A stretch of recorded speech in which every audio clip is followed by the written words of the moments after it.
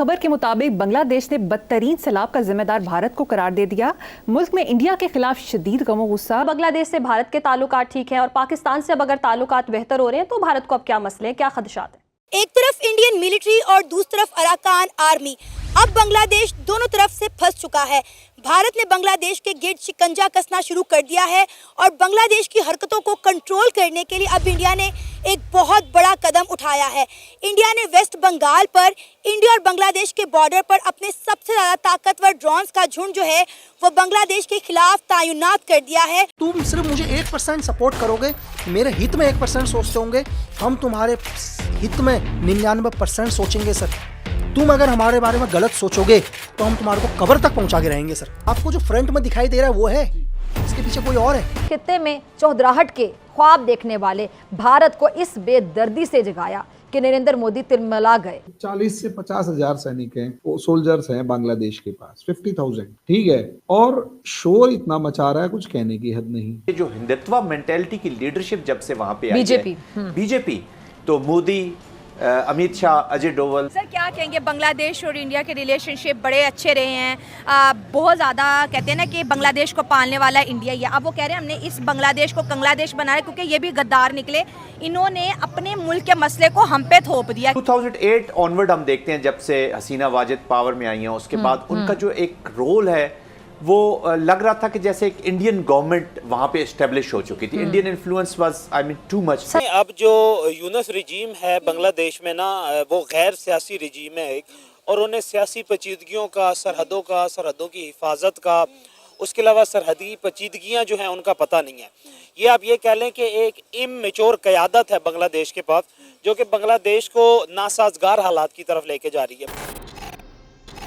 नमस्कार, जय हिंद दोस्तों। तो दोस्तों, बांग्लादेश की तरफ से सीमा पर तुर्की से खरीदे गए ड्रोन TB2 को तैनात किए जाने के बाद अब भारत ने भी बांग्लादेश को उसी की भाषा में जवाब देने के लिए अपने अत्याधुनिक ड्रोन हेरन को भी पश्चिम बंगाल में बॉर्डर पर तैनात कर दिया है। ये कदम भारत ने बांग्लादेश के उकसावे वाले रवैये और सीमा पर उसकी नापाक हरकतों पर लगाम लगाने के लिए उठाया है। दरअसल बांग्लादेश ने हाल ही में तुर्की से 12 TB2 ड्रोन खरीदे थे, जिनमें से बांग्लादेश ने 6 ड्रोन को भारत की जासूसी करने के लिए बॉर्डर पर तैनात कर दिया था। इन ड्रोनों का इस्तेमाल सिर्फ जासूसी के लिए नहीं बल्कि इनसे छोटे मोटे हमले भी किए जा सकते हैं। शुरुआत में बांग्लादेश के ये ड्रोन पश्चिम बंगाल और मेघालय की सीमाओं के पास देखे गए, जिससे भारत को ये साफ संदेश मिल रहा था कि बांग्लादेश भी पाकिस्तान की तरह भारत की जासूसी करने की कोशिश कर रहा है। लेकिन अब भारत ने भी इस पर कड़ा एक्शन लेते हुए बांग्लादेश को सीधी चेतावनी दे दी है और बता दिया है कि अगर तुम लोग हमारे खिलाफ ज्यादा पड़ाओगे तो तुम लोगों को बॉर्डर पर ही दबोच लिया जाएगा। ताकत कितनी है वो बताइए, अपने दम पे पाकिस्तान के सामने कितना खड़ा हो पाया वो बताइए। 20,000 की रोहिंग्या की आर्मी के सामने इनकी आर्मी भाग चुकी है लिटरली। आप ये देखिए आरजू जी, आपसे इन लोगों ने जो सीखा था वो सबसे बढ़िया पता है क्या काम सीखा था? पैंट छोड़ के भागना। जैसे 93,000 सोल्जर्स पैंट छोड़कर भागे थे। अब आप कहोगे 50 साल पुरानी बात याद रखते हैं, माफ करो, हाँ 50 साल पुरानी नहीं है। आपको लगता है 50 साल पुरानी है जो आपने। अच्छा एक बात हो, आपके यहाँ एक वो है ना, क्या कहते हैं, एक नाम भूल गया, वो TTP वालों के सामने जिस तरीके से पाकिस्तानी आर्मी की हालत है। आपने अज़्म इस्तेकाम नाम का एक वो पूरा कैंपेन चलाया था, एक बंदा मारा हो उसमें बताइए, ठीक है। एक वो क्या कहते हैं, आपके खैबर पख्तूनवा के अंदर एक इलाका है, उसका नाम मैं भूल गया, वहां पे TTP वालों ने कब्जा कर लिया। वहां पर क्या आप वापस कमांड कर पाए? मुझे तो नहीं लगता। आप अफगानिस्तान जिस डूरंड लाइन को खत्म कर रहा है, क्या आप वहां पर दोबारा कब्जा कर पा रहे हैं? मुझे तो नहीं लग रहा। तो पैंट छोड़ के भागना असलियत में पाकिस्तान वो नहीं है कि 93,000, वो तो अपने आप में एक हिस्ट्री है। तो रोज जो पैंट छोड़ के भागता है। अच्छा एक बात बताओ, मच एक शहर है क्वेटा के पास, जहां तक मुझे याद है, उस मच के अंदर मात्र 65 बलोची आए थे। फिदाइन ब्रिगेड कौन सी ब्रिगेड थी, उस मात्र 65 ने, सिर्फ 65 लोगों ने पूरे के पूरे शहर पे कब्जा कर लिया और क्वेटा से सिर्फ 40 किलोमीटर दूर 4 दिन तक आपकी आर्मी वहां नहीं पहुंचती। अब आप बताइए उसके बारे में कुछ तो पता लगेगा। सर आप हमारी टेंशन मत लीजिए ना, अपना सोचिए। मैं टेंशन नहीं ले रहा आरजू जी, मैं आपको एक एग्जाम्पल बता रहा हूं कि पाकिस्तान से बांग्लादेशियों ने एक अच्छी बात सीखी है, पैंट छोड़ के भागना।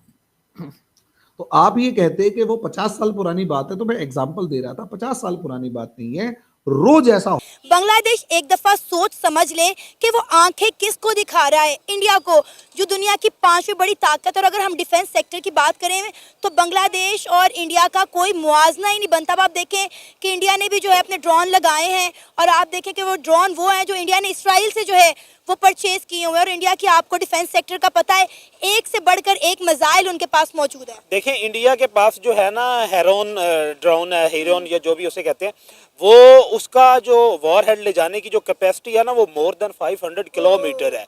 और जो जिसको लेके, जिस खिलौने को लेके बांग्लादेश जो है वो ऊट पटांग हरकतें कर रहा है, वो 150 किलोमीटर का टोटल। अब 150 किलोमीटर में कितना को इंडिया के अंदर जाएंगे? और अगर इंडिया के पास एक तो ये ड्रोन, और इंडिया के पास जो वॉर हेड्स हैं, जो वेपन्स हैं, वो पूरे, आप बांग्लादेश की आप देख लेना, उसकी आप जियोग्राफी देख ले कि वो चारों तरफ से इंडिया में घिरा हुआ है। और वो इकोनॉमी या वो कंट्री जो कि पिछले 50 साल से एक दूसरी कंट्री पे डिपेंडेंट रहा हो, फिर उसका जोग्राफिया वो चारों तरफ से उसके अंदर घिरा हुआ हो, और फिर वो उस इकोनॉमी को किस बुनियाद पे। और दूसरी बात ये है कि ऐसी रियासतें जो होती हैं ना, वो आंखें दिखाती हैं दूसरी रियासतों के कि उनके पीछे बैकअप होता है सुपर पावर का, सेकंड सुपर पावर का, थर्ड सुपर पावर का। आपके पास super power so called America है, सेकंड आपके पास रशिया है, थर्ड आपके पास चाइना है। इन तीनों कंट्री में से कोई भी कंट्री जो है बांग्लादेश को बैक नहीं कर रहा, ठीक है। और इन तीनों आप देखें, रशिया जो है, रशिया के साथ इंडिया के बहुत अच्छे ताल्लुकात हैं। अमेरिका के साथ बताने की किसी को जरूरत ही नहीं है कि अमेरिका, आप ये कह लें कि अमेरिका की पॉलिटिक्स में जितना इंडिया का इन्फ्लुएंस है, इतना रशिया का भी नहीं है। लोग तो कहते हैं कि रशिया का और इसराइल का बहुत ज्यादा इन्फ्लुएंस है, लेकिन इंडियन अमेरिकन पॉलिटिक्स में इन्हीं के लेवल का, अगर आप ये इन शॉर्ट आप कह लें कि सेम लेवल का अगर 30 या 33% इन्फ्लुएंस देखें, तो इंडिया का भी अमेरिका की पॉलिटिक्स में है, अमेरिका के इलेक्शंस में होता है। पॉपुलेशन आप लोग देख ले, तो मुझे तो समझ नहीं आती कि ऐसी आप ये कह लें इमेच्योर, गैर संजीदा क़यादत जो है। अब ये देख ले कि मोहम्मद यूनुस को अगर देख ले तो वो तो बड़ी उम्र के हैं, उनके अंदर मेच्योरिटी भी होगी, लेकिन उनके इर्द गिर्द वो जो रिजीम है, जो कि आप ये कह लें कि ज़ाहिर बात है रेवोल्यूशन इनकलाब से आया हुआ है, उन्हें हालात की, जंग की सख्तियों का नहीं पता।